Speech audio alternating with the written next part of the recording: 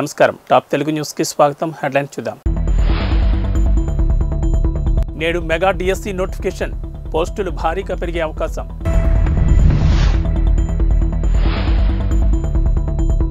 ORR టెండర్లపై విచారణ, CBI లేదా ఆ స్థాయి సంస్థతో దర్యాప్తుకు నిర్ణయం.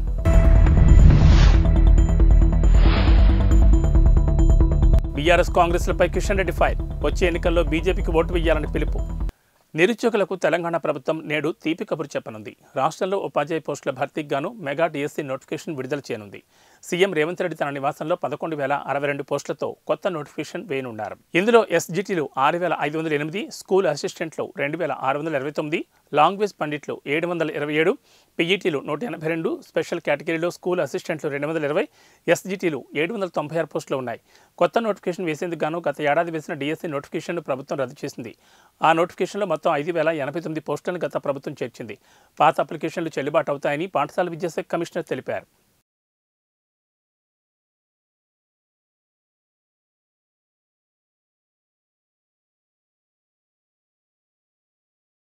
ఔటర్ రింగ్ రోడ్ టోల్ టెండర్ల విషయంలో సీఎం రేవంత్ రెడ్డి కీలక నిర్ణయం తీసుకున్నారు. ఈ టెండర్లలో అవకతవకలు జరిగాయంటూ మొదటి నుంచి ఆరోపిస్తున్న సీఎం దీనిపై సమగ్ర విచారణ జరిపించాలని నిర్ణయించారు.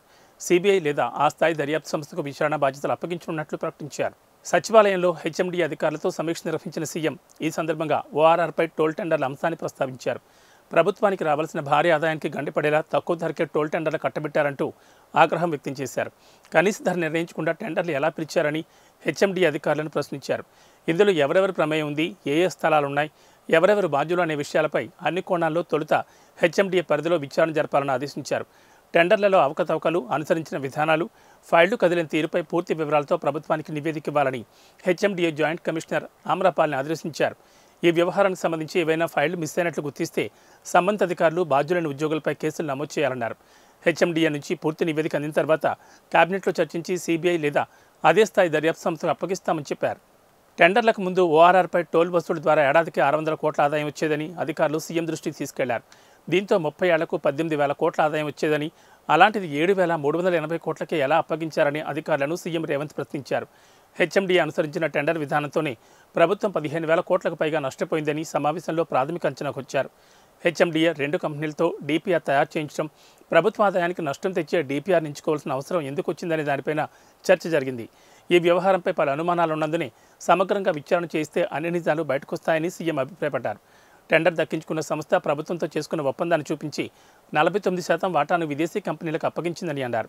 విదేశీ కంపెనీలతో ఆ సంస్థ చేసుకున్న లావాదేవీలపై కూడా విచారణ జరపాల్సిన అవసరం ఉందన్నారు. కాంగ్రెస్ బీఆర్ఎస్లకు ఓటు వేస్తే దేశానికి లాభం లేదని, ఆ 2 కుటుంబ పార్టీలేనని కేంద్ర మంత్రి గంగాపురం కిషన్ రెడ్డి అన్నారు. విజయ సంకల్ప యాత్ర నియోజకవర్గ బహిరంగ సభకు ఆయన ముఖ్య అతిథిగా హాజరై ప్రసంగిస్తూ రాష్ట్రాన్ని బంగారమయం చేస్తానన్న కేసీఆర్ తన కుటుంబాన్ని బంగారమయం చేసుకున్నారని ఎద్దేవా చేశారు. పార్లమెంట్ ఎన్నికల తర్వాత ఆయన రాజకీయాల నుంచి తప్పుకున్న ఆశ్చర్యమేమీ లేదని జోస్యం చెప్పారు. మోడీ బలముందు ఓడిన రాహుల్ కాంగ్రెస్ పార్టీ అధ్యక్ష పదవి నుంచి తప్పుకొని 6 మాసాల పాటు విదేశాలకు వెళ్లిపోయాడన్నారు. రానున్న 5 ఏళ్లు దేశానికి మోడీ అవసరముందని, హ్యాట్రిక్ గెలుపు కోసం మనమంతా కృషి చేద్దామన్నారు. ప్రధానమంత్రి నరేంద్ర మోడీని యావత్ ప్రపంచం కావాలని కోరుకుంటుందన్నారు. కుట్రలు, కుతంత్రాలు, ఉగ్రదాడులతో దేశాన్ని ఉక్కిరిబిక్కిరి చేసిన దయాది దేశాన్ని ఒక్క వేటితో మట్టి కరిపించి వెన్నులో వణుకు పుట్టించిన భరతమాత ముద్దుబిడ్డ మోడీ అన్నారు. పాలనలో వైఫల్యాలు చర్చిస్తూ ఆహార సంక్షేమంలో కొట్టుమిట్టాడుతుందన్నారు. రానున్న పార్లమెంట్ ఎన్నికల్లో రాష్ట్రంలో ఎంఐఎంతో సహా 17 స్థానాల్లో బీజేపీ విజయం ఖాయమన్నారు. బీఆర్ఎస్కు ఒక్క సీటు కూడా రాదన్నారు. గెలిచినా ఏం చేస్తారో వారికే తెలియదన్నారు.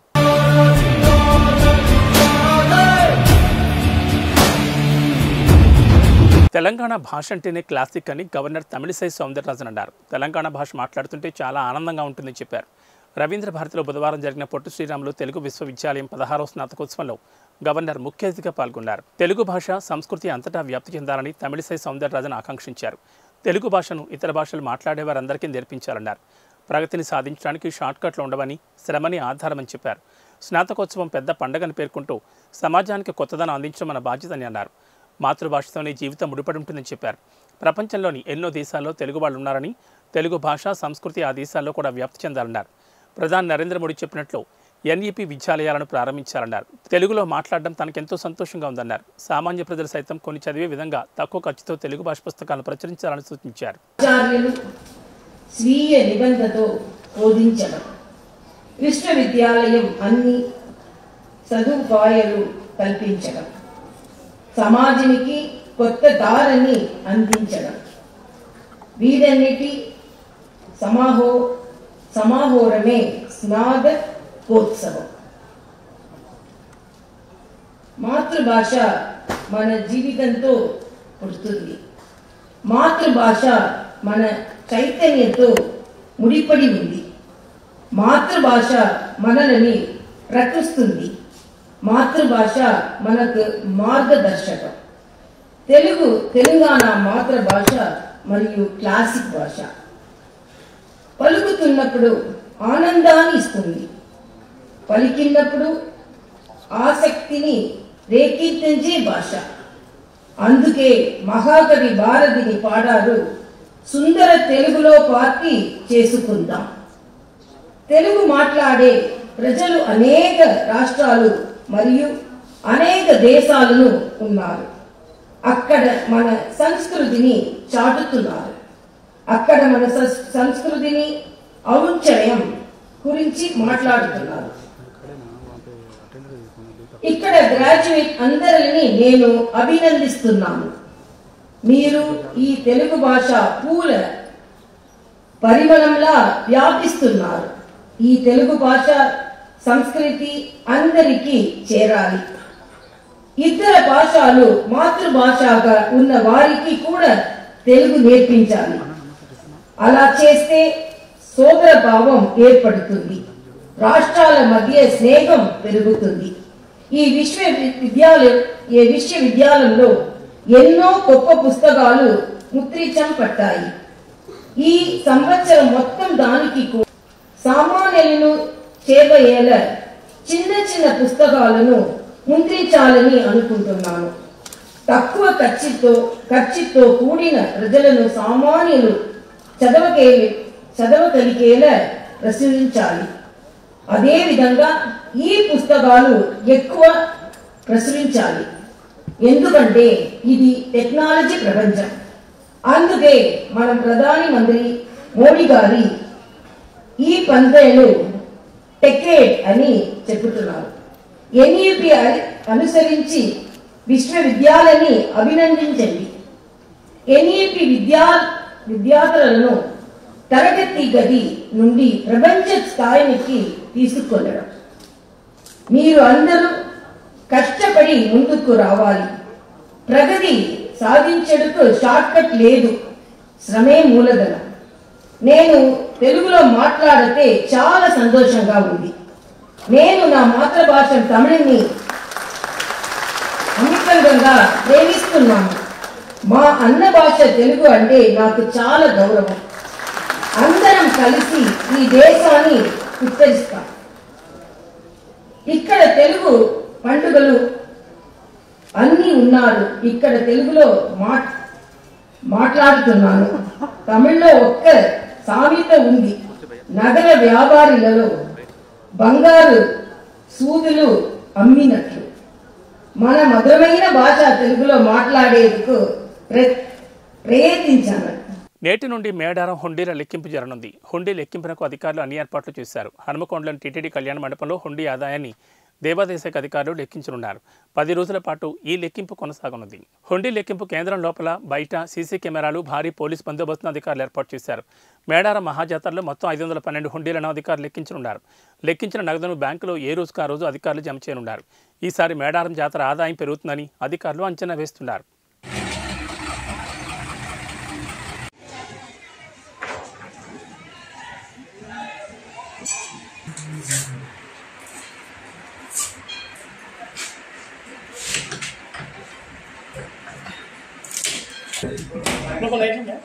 అంతే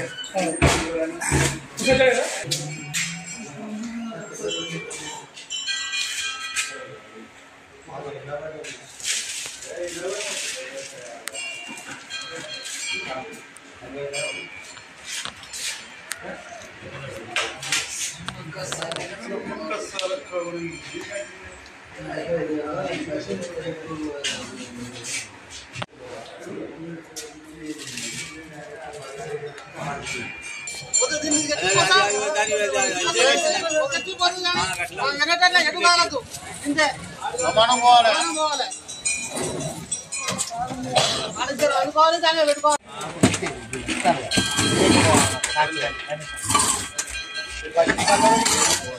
డూప్లికేట్ అది కెమెరా కనబడుతుంది. పట్టుకోండి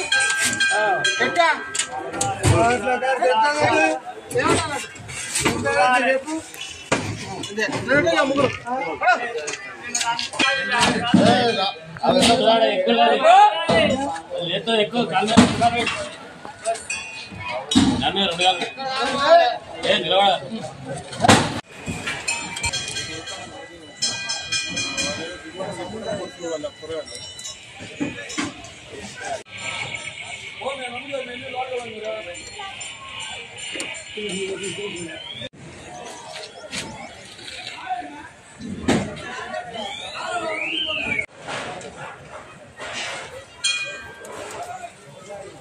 రాడిసన్ హోటల్ డ్రగ్స్ కేసులో నిందితునిగా ఉన్న టాలీవుడ్ డైరెక్టర్ క్రిష్ జాగర్లమూడి వ్యూహాత్మకంగానే విచారణకు హాజరు కాలేదా, తెలిసి మరీ గడువు కోరారా? ఈ ప్రశ్నలకు వైద్య వర్గాల నుంచి అయ్యుండొచ్చన్న సమాధానాలు వినిపిస్తున్నాయి. రాడిసన్ హోటల్ కొకైన్ పార్టీ కేసులో డైరెక్టర్ క్రిష్ జాగర్లమూడి నిందితునిగా ఉన్నారు. పార్టీ జరిగినప్పుడు తాను హోటల్కు వెళ్ళినట్లు స్వయంగా క్రిష్ జాగర్లమూడి చెప్పారు కూడా. అయితే తాను అరగంట పాటు అక్కడ ఉండి ఆ తర్వాత వెళ్లిపోయానని, ఎలాంటి డ్రగ్స్ తీసుకోలేదని చెప్పారు. డ్రగ్స్ టెస్టులకు తాను సిద్ధమని కూడా ప్రకటించారు. మరోవైపు మాదాపూర్ డీసీపీ వినీత్ సైతం క్రిష్ జాగర్లమూడికి డ్రగ్ పరీక్షలు జరిపిస్తామని ప్రకటించారు. అయితే టెస్టులకు సిద్ధమన్న క్రిష్ జాగర్లమూడి ఆ తర్వాత తాను ముంబైలో ఉన్నానని, విచారణకు శుక్రవారం లేదా శనివారం హాజరవుతానని పోలీసులకు సమాచారం ఇచ్చారు. కాగా వ్యూహాత్మకంగానే క్రిష్ పోలీస్ విచారణకు గడువు తీసుకున్నట్లుగా అనుమానాలు వ్యక్తమవుతున్నాయి. సీనియర్ ఫోరెన్సిక్ డాక్టర్లు చెబుతున్న ప్రకారం కొకైన్ సేవిస్తే దాని ఆనవాళ్లు రక్తంలో 2 రోజుల వరకు ఉంటాయి, మూత్రంలో 3 రోజుల వరకు కనిపిస్తాయి, ఉమ్మిలో 2 నుంచి 3 రోజుల వరకు కొకైన్ ఆనవాళ్లు కనిపిస్తాయి. తరచుగా సేవించే వారి వెంట్రుకల్లో 90 రోజుల వరకు కొకైన్ అవశేషాలు దొరుకుతాయి. ఈ నేపథ్యంలోనే పోలీసులు డ్రగ్ టెస్టులు జరిపిస్తే ఎలాంటి ఆధారాలు దొరకకుండా క్రిష్ జాగర్లమూడి విచారణకు గడువు కోరినట్లుగా తెలుస్తోంది. రాజన్న సిరిసిల్ల జిల్లా తెలంగాణలో ప్రసిద్ధ పుణ్యక్షేత్రమైన వేములవాడ శ్రీ రాజరాజేశ్వర స్వామిని దర్శించుకోవడానికి నిత్యం వేలాది మంది భక్తులు వస్తూ ఉంటారు. రాజన్న దర్శనానికి వచ్చే అధిక శాతం మంది పేద భక్తులే. వీరికి నాణ్యమైన భోజనం తక్కువ ధరకు అందించాలన్న సంకల్పంతో దాదాపు 10 సంవత్సరాల క్రితం లక్ష్మీ గణపతి కాంప్లెక్స్ ఎదురుగా క్యాంటీన్ అట్టహాసంగా ఆలయ అధికారులు ప్రారంభించారు. అయితే గత 2 సంవత్సరాల క్రితం కరోనా నేపథ్యంలో మూతపడ్డ క్యాంటీన్ నేటి వరకు తెరుచుకోలేదు. తెలంగాణలోని అన్ని పుణ్యక్షేత్రాల్లో ఇదే విధంగా ప్రారంభించిన క్యాంటీన్లు తెరుచుకున్నాయి. వేములవాడ ఆలయ అధికారులు నిర్లక్ష్య ధోరణితో తమకేమీ పట్టనట్లు వ్యవహరించడం పలు విమర్శలకు తావిస్తోంది. రాజన్న ఆలయం భక్తులతో కిటకిటలాడిన వారికి కనీస సౌకర్యాలు కల్పించడంలో ఆలయ అధికారులు ఘోరంగా విఫలమయ్యారు. కనీసం తాగునీరు అందించడానికి కూడా శ్రద్ధ చూపకపోవడంతో భక్తులు అల్లాడిపోతున్నారు. ఇప్పటికైనా ఆలయ అధికారులు కళ్ళు తెరిచి మూతపడ్డ క్యాంటీన్ వెంటనే తెరవాలని భక్తులు డిమాండ్ చేస్తున్నారు.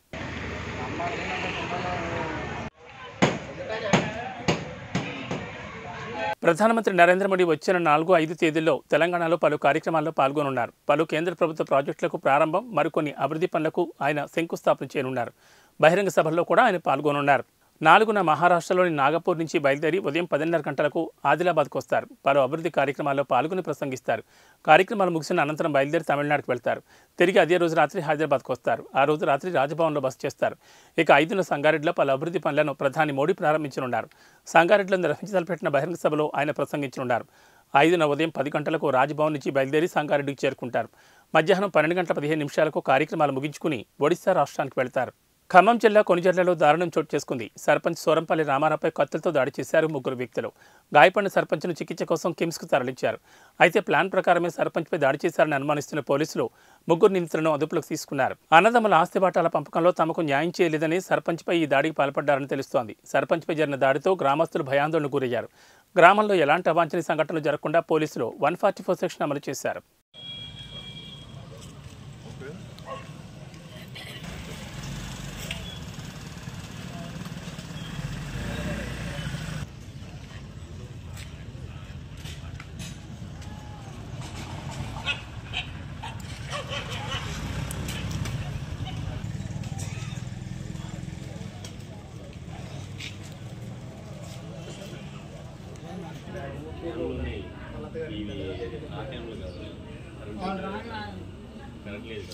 కరెంట్ ఉంది.